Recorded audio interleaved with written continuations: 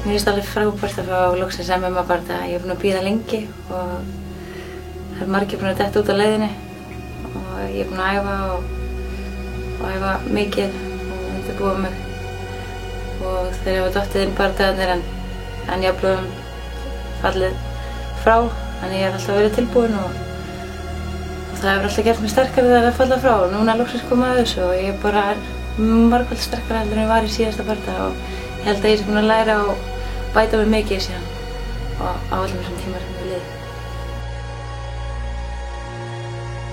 Já, ég fór árið 2013 fór ég til Tælands.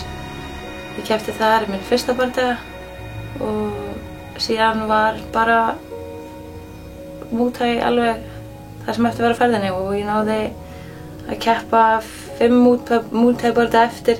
Það er allt í allt 5 Muay Thai bardaga og 1 MMA bardaga á meðan ég var úti.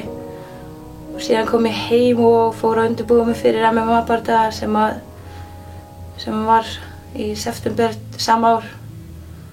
Og ég tapaði honum og er að fara aftur í búri núna og ætla að reyna að bæta fyrir það.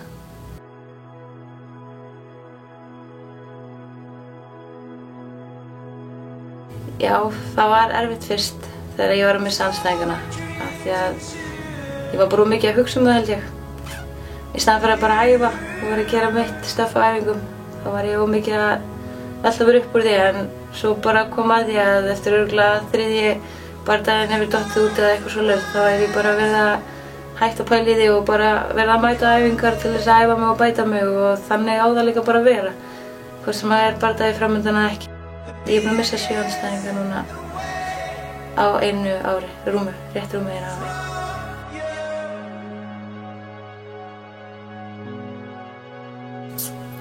Ég held að ég hef bætt mig mest í glímunni. Ég fór erlendis núna í janúar, ég keppti á Evrópumeistaramóti.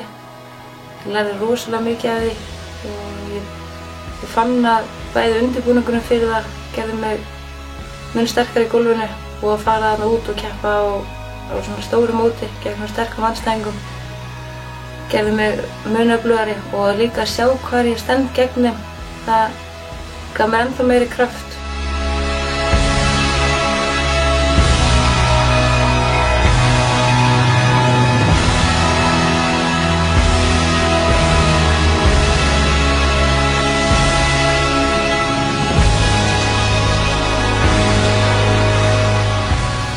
Hann fer mér í hag.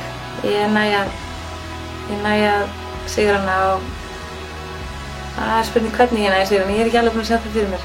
Ég er bara opin fyrir öllu.